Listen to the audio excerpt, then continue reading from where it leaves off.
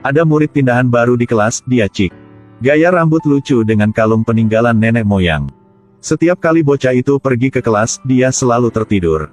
Buka matanya dan saatnya untuk mengakhiri sekolah. Tetapi setiap kali ujian, dia mendapatkan tempat pertama di kelas. Apakah itu membuat Anda marah? Mendengar bahwa bocah pirang itu adalah bos di sekolah. Tapi Cik mengatakan sesuatu yang membuatnya berhenti menjadi bosi. Pada titik ini, dapat dikatakan bahwa Cik adalah bos di sekolah. Kemanapun dia pergi, dia bisa memberi jalan. Teman satu meja Cik itu adalah Mike, sama anehnya. Dua orang yang duduk di meja yang sama selalu saling mengkritik. Setiap hari, ucapkan tidak lebih dari 10 kalimat. Satu hari sebelum liburan musim panas. Mike baru terima barangnya di Shopee, itu jaket bomber motif bordir dragon. Dia memakainya berharap untuk menarik perhatian kecantikan kelas, Tatiana. Dan menerima undangan ke pesta ulang tahunnya. Pada waktu hanya Mike yang tersisa di kelas. Tatiana masih tidak mengatakan sepatah kata pun. Tapi jaket ini menarik perhatian Cik. Dia berpikir jaket ini so cool. Secara aktif dia meminta Mike memberikan link untuk membelinya. Tapi Mike menolak. Mengkritik Cik pasti tidak punya uang untuk membelinya. Mike tidak diundang ke pesta Tatiana, jadi dia ke rumah dan menjadi marah. Mike mau merobek lukisan yang dia sudah melukis untuk Tatiana. Akhirnya dia berhenti. Ayo liburan musim panas sudah sampai, Mike sendirian dan tidak tahu harus bermain dengan siapa. Suatu hari, Cik pergi ke rumahnya untuk menemunya. Dia berpikir bagaimana cara mendapatkan jaket keren itu. Cik bilang dia baru saja meminjam mobil ini. Dia berada di jalan yang benar, jadi datanglah ke sini. Cik mengatakan bahwa di bawah umur dewasa, tidak perlu bertanggung jawab secara pidana. Lagi pula, tidak ada pria yang bisa menolak pesona mobil. Cik juga tidak menganggap dirinya orang asing. Memasuki rumah Mike sama alaminya dengan rumahnya. Alasan mengapa dia datang ke sini hari ini. Itu karena dia berada dalam situasi yang sama dengan Mike. Keduanya sangat tidak diterima di sekolah. Juga tidak mendapat undangan ke pesta ulang tahun Tatiana. Cik melihat lukisan Tatiana dirobek sedikit. Dia sepertinya memahami sesuatu. Lalu Cik menyuruh Mike berpakaian sopan. Kalian berdua pergi ke pesta ulang tahun Tatiana. Cik mengajarkan Mike untuk mengatakan beberapa ucapan yang mendalam. Saya menyiapkan hadiah untuk Anda. Meskipun Anda tidak mengundang saya ke pesta ulang tahun Anda. Tapi aku juga tidak peduli, hanya lewat. Jadi saya membawa lukisan ini kepada Anda. Semoga Anda menyukainya. Setelah mengatakan itu, Cik muncul. Mengedipkan mata untuk memberi tanda pada Mike untuk pergi. Begitu mereka naik mobil, mereka berdua melakukan putaran mobil yang terampil seperti ini. Di bawah mata mengagumi remaja lain. Cik tekan akselerator dan pergi. Lagi pula mereka bebas juga. Dua orang berjabat tangan untuk melakukan perjalanan, hanya perlu mengambil ransel dan pergi. Mereka mengemasi barang bawaan mereka dan mulai perjalanan. Mike mengangkat tangannya yang berbentuk pistol ke arah ayahnya dan menarik pelatuknya. Hasilnya. Sebenarnya ini semua adalah ilusi Mike. Dia membawa sekretarisnya ke rapat. Mike ditinggal sendirian di rumah. Jadi dia memutuskan untuk melakukan perjalanan dengan Cik. Mike baru saja menyalakan ponselnya dan membuka Google Maps. Tapi Cik sudah mengambil ponsel itu dan membuangnya dari mobil. Katakan hal-hal itu hanya untuk digunakan perempuan. Ayo terus ke selatan. Untuk tidak minum dan mengemudi secara ilegal. Mike membuang botol minuman ketan Cik juga. Keduanya membuang barang-barang yang mereka bawa. Setelah itu, mereka hanya bisa mengandalkan satu sama lain untuk seluruh perjalanan. Tidak ada telepon, tidak ada peta, tidak ada api atau anggur. Pada akhirnya tidak ada musik sama sekali. Cik mengemudi di jalan raya. Ada sesuatu tentang teknik mengemudinya yang membuat orang berteriak. Seorang paman melihat ini dan mengejar mereka. Meneriakkan beberapa kata dan kemudian mengambil gambar dari mereka. Anda masih muda, tetapi Anda mengemudikan mobil, ayo panggil polisi untuk menangkap dua bocah ini. Kalian berdua takut ditangkap polisi. Jadi mereka menghentikan mobil dan berpikir tentang bagaimana membuat diri mereka terlihat lebih seperti orang dewasa. Jika mereka tertangkap oleh polisi, mereka tidak bisa melakukan perjalanan ini lagi. Cik mengeluarkan selotip hitam dan menempelkannya di wajahnya, berpura-pura menjadi janggut. Itu adalah cara sederhana. Tapi efeknya terlihat. Di persimpangan, kalian berdua tidak tahu kemana harus pergi. Mereka mengeluarkan jam tangan dan melihat ke arah mana jarum jam menunjukkan, itu adalah selatan. Kemudian tekan akselerator untuk pergi ke arah itu. Hasilnya buntu. Cik juga orang yang berprinsip, katanya pergi ke selatan. Lalu pasti akan pergi ke selatan. Pria sejati tidak pernah mengambil jalan yang salah sebelumnya. Kalian berdua baru saja bergegas ke ladang jagung di depan mereka.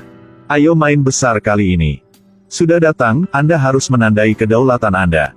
Cik memutar roda dan melukis nama mereka di ladang jagung. Untungnya kalian berdua berlari cepat. Jika mereka membiarkan paman di dekatnya melihat adegan ini, maka dua orang pasti akan mati. Dua orang menghentikan mobil di tempat kosong. Bersiaplah untuk menambahkan lebih banyak energi. Mengeluarkan kotak makanan, tetapi jangan membawa alat-alat untuk membukanya. Ada pizza tapi tidak ada oven. Cik bilang ambil korek api dan panaskan dan mereka bisa memakannya. Kedengarannya masuk akal tapi pizza tidak akan panas sampai besok. Cik dengan main-main menendang pizza itu. Jika tidak bisa makan, cari tempat untuk beristirahat. Sepertinya hari pertama telah berlalu. Keesokan harinya, ketika mereka bangun, mereka tahu bahwa hidup untuk makan. Kalian berdua hanya belum makan satu kali dan langsung lapar. Dua orang mengemudikan ke sebuah desa. Tanyakan seorang anak laki-laki untuk arah ke supermarket terdekat. Pada saat itu, ibu anak laki-laki itu memanggilnya untuk makan. Dia tahu bahwa Cik dan Mike sudah seharian tanpa makanan. Jadi dia mengundang mereka berdua pulang untuk makan malam dengan antusias. Kalian berdua tidak malu, pergi ke rumahnya dan makan dengan nyaman. Ketika mereka pergi, mereka mengambil semangka besar juga. Tepat pada waktunya mereka pergi, seorang polisi datang dan meminta untuk memeriksa identitas. Cik panik dan mengemudikan pergi yang cepat. Tapi pada saat ini, Mike belum masuk ke mobil. Polisi itu menoleh untuk melihat ke arah Mike. Mata mereka bertemu. Apakah Anda ingin mengikuti saya pergi? Mike tidak terlalu memikirkannya, berlari ke arah sepeda polisi. Dia dengan cepat pergi. Sama seperti itu, kalian berdua lari dari polisi. Di jalan raya, sebuah truk tiba-tiba terbalik di tengah jalan. Cik tidak punya waktu untuk menghentikan mobil, jadi dia menabrak truk. Mendengar sirene polisi, Cik terlatih-tatih dan meninggalkan tempat kejadian. Mengapa adegan ini? Ayo nonton lagi. Setelah mengambilkan sepeda, Mike tidur di bawah pohon selama 1 malam. Keesokan harinya, dia mengendarai sepedanya ke tempat kosong sebelumnya. Mungkin karena mereka berdua memiliki telepati, Cik juga mengemudi di sana pada malam hari. Dan membawakan makanan ke Mike. Kemudian mengecat ulang mobil menjadi hitam. Keduanya melanjutkan perjalanan, tetapi mobil kehabisan bensin. Mereka berpikir bagaimana meminjam bensin dari mobil orang lain. Jika mereka ingin melakukan itu, mereka harus menemukan tabung. Mereka akhirnya menemukan alat di tempat sampah. Juga bertemu Isa, dia berkeliaran sendirian. Untuk menemukan adik perempuannya. Dia tidak hanya meminta makanan. Dia juga ingin pergi dengan mereka berdua. Meskipun Isa memiliki lebih banyak pengalaman. Sudah membantu mereka meminjam besi dari mobil lain. Tapi aromanya membuat Cik tidak bisa menciumnya. Saat mereka pergi ke danau, kedua anak laki-laki itu mendorong Isa ke dalam air bersama-sama. 3 orang bermain bersama di danau. Kemudian, Cik pergi mencari makanan, dan Isa meminta Mike untuk membantunya memotong rambutnya. Dia sangat menyukai Mike. Isa membuat alasan untuk memotong rambutnya untuk melepas bajunya. Ketika dia mengetahui Mike masih kecil, Isa menjadi lebih bersemangat. Sayangnya, Cik kembali tepat pada waktunya. Untuk mencegah sesuatu, semua orang tahu itu. 3 orang pergi ke puncak gunung. Lalu ukir nama mereka di atasnya. Mereka berjanji untuk kembali 50 tahun kemudian. Saat mereka menuruni gunung, Cik dan Mike mengirim Isa pergi ke bus untuk dia pulang rumah. Sebelum pergi, dia memeluk Cik selamat tinggal. Dan menyelesaikan urusan yang belum selesai dengan Mike, itu hanya ciuman saja. 2 anak laki-laki itu melanjutkan perjalanan mereka. Saat Mike masih bingung karena tiba-tiba diliputi cinta. Cik melihat ke kaca spion. Masih bertanya-tanya mengapa begitu banyak orang datang untuk mengantar mereka pergi. Mike juga menoleh untuk melihat, para orang itu tidak datang untuk mengantar mereka pergi. Itu polisi. Cik buru-buru berbelok ke jalan kecil di depan. Dia tidak tahu kemana arahnya tapi ayo pergi. Di depan ada jembatan kayu tunggal. Cik masih menolak untuk berbalik. Tekan akselerator untuk menyeberangi jembatan itu. Tapi di tengah jembatan ada pohon yang patah. Mereka berdua harus keluar dari mobil dan memperbaiki jembatan. Cik tidak hati-hati dan terluka. Untungnya, mobil juga memiliki kotak medis. Membalut luka dengan sederhana.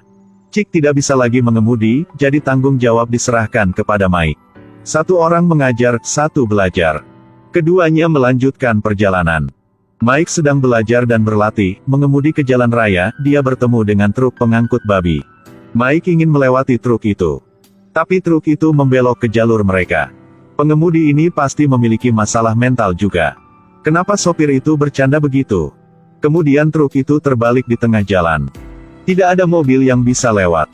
Pada akhirnya, Mike tidak bisa mengerem tepat waktu dan menabrak truk itu.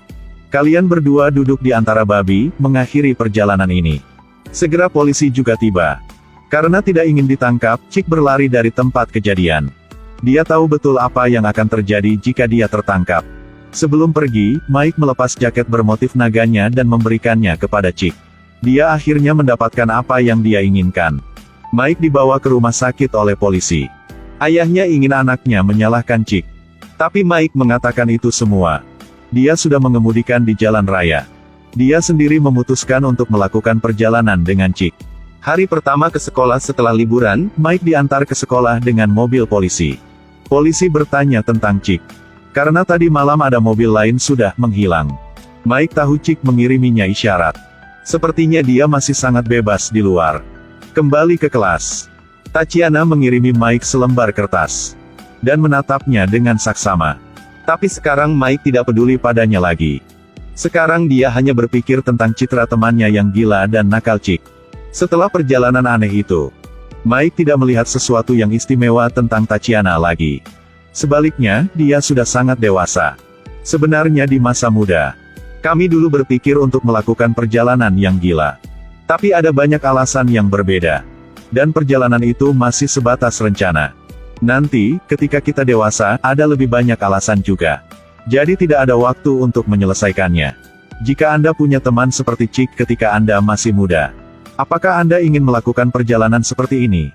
Filmnya sudah selesai, bye.